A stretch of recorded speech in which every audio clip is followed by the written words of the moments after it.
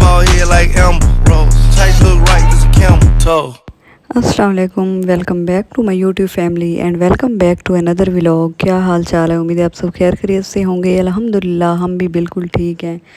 हाँ जी, तो व्यूअर्स, आज का व्लॉग शुरू करने से पहले सबसे पहले जिसने मेरे चैनल को सब्सक्राइब नहीं किया, जल्दी से मेरे चैनल को सब्सक्राइब करें, मेरी वीडियो को ज़्यादा से ज़्यादा शेयर किया करें और मेरी वीडियो पे अच्छे अच्छे कमेंट्स किया करें। हाँ जी, तो व्यूअर्स, आज का व्लॉग शुरू करते हैं। तो ये व्यूअर्स, हम लोग जा रहे थे कसरे ज़ैनब और वहाँ पे कोई मन्नत देनी थी, मौजज़ा पढ़ना था वहाँ पे मौला मुश्किल कुशा का। तो व्यूअर्स, जैसा कि आप लोगों को पता है, मेरे वालिद साहब की तबीयत बहुत ज़्यादा ख़राब थी, जिसकी वजह से मैं आपको अपडेट देती रही हूँ। काफ़ी बार व्लॉग्स में भी मैंने आप लोगों से अपील की थी कि आप लोग मेरे वालिद साहब के लिए दुआ कीजिएगा।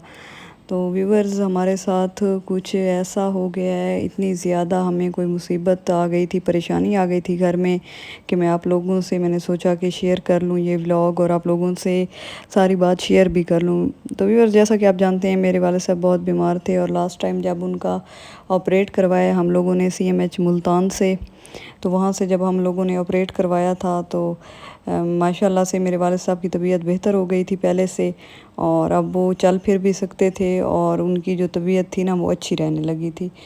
तो व्यूअर्स, वहाँ पे ना CMH में जब लास्ट टाइम हम लोग गए थे, तो वहाँ पे जब अबू का कोई ऑपरेट हुआ था, ये जो अब की बार हुआ है, तो उसमें ना फिर उन लोगों ने ना अंदर से एक सैंपल लिया था लंग्स में से, तो वो सैंपल उन्होंने लेबॉर्ट्री में भेजा था। वो एक मिसअंडरस्टैंडिंग हो गई थी। जब अब्बू अंदर ऑपरेशन थिएटर में थे तो वहाँ पे एक और पेशेंट भी था जी। तो वहाँ पे जो दूसरा पेशेंट था उसका भी लंग्स इशू था और उसका नाम भी सेम था।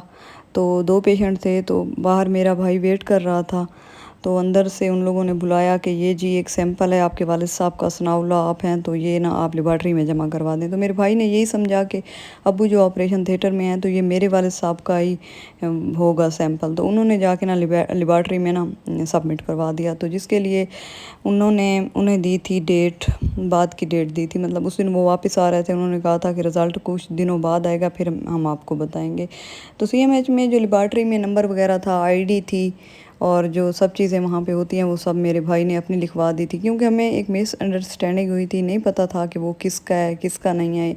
हम लोगों ने तो अपने वालिद साहब का समझ के सबमिट करवा दिया था।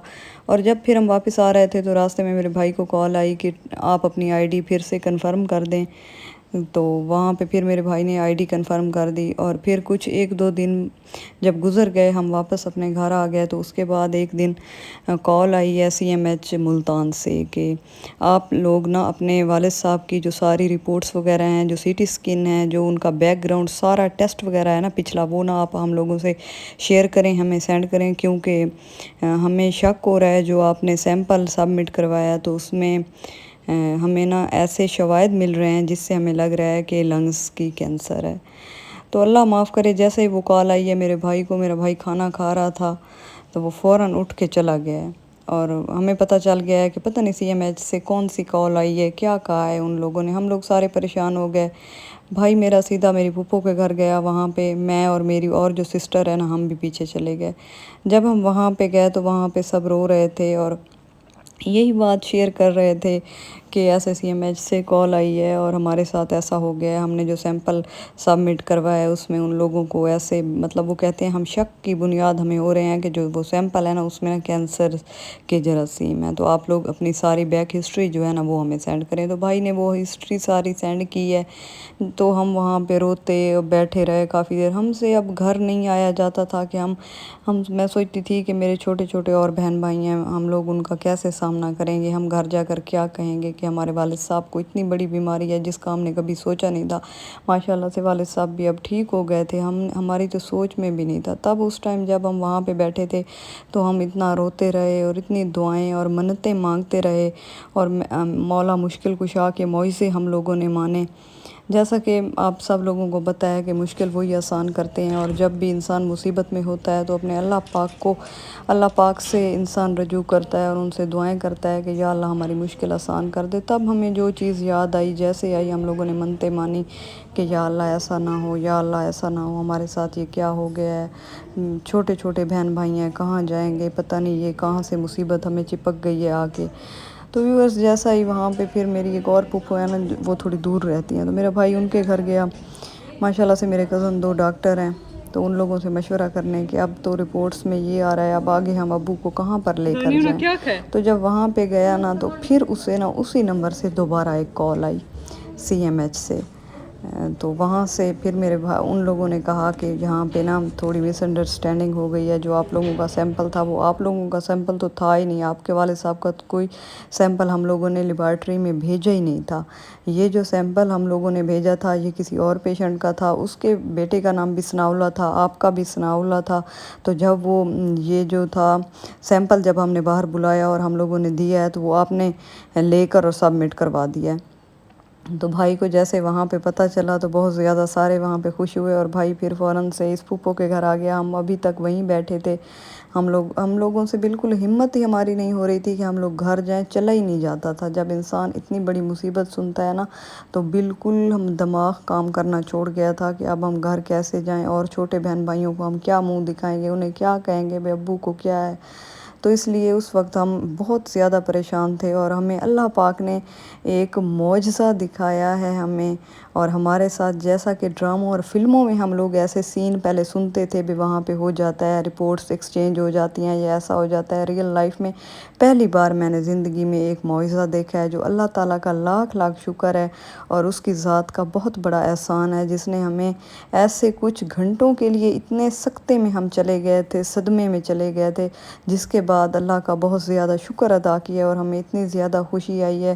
تو ہم لوگوں نے سوچا ہے کہ فوراً سے جا کر جو معجزے مانے تھے مولا مشکل کشا کے، وہ جا کر پڑھتے ہیں، اور چیز وغیرہ جیسے جو تھی مٹھائی وغیرہ ہم لوگوں نے لی تھی، تو وہ پھر ہم نے وہاں پہ بانٹی تھی جا کے، اور باقی گھر میں خیرات وغیرہ بھی کی تھی۔ تو اللہ تعالیٰ کا لاکھ لاکھ شکر ہے۔ ہاں جی، تو ویورس دیکھیں، جو اللہ تعالیٰ مطلب انسان جب بالکل نا امید ہو جاتا ہے نا، تو کوئی راستہ اسے نظر نہیں آتا، تو تب وہ اپنے خدا سے مدد مانگتا ہے، اس کے پیاروں سے مدد۔ اور ہمیں اتنا بڑا ہماری زندگی میں جو ہے نا ہم نے معجزہ دیکھا ہے نا، یہ ایک اتنا اچھا ہم پہ ثابت ہوا ہے نا کہ اللہ پاک نے ہمارے والد صاحب کو ایک بار پھر سے ایک نئی زندگی دی ہے۔ جیسے کسی انسان کو نئی زندگی ملتی ہے نا، تو ہمارے والد صاحب کو اللہ تعالیٰ نے ایک نئی زندگی عطا کی ہے۔ اور ماشاءاللہ آپ لوگ بھی دعا کیا کریں کہ اللہ تعالیٰ میرے والد صاحب کو ہمیشہ ہمارے سر پہ ان کا سایہ سلامت رکھیں، اور انہیں کبھی بھی کچھ نہ ہو۔ اللہ تعالیٰ کسی کے والدین کو بھی کبھی کچھ نہ کرے، جن کی وہ رپورٹس تھی اللہ تعالیٰ انہیں بھی صحت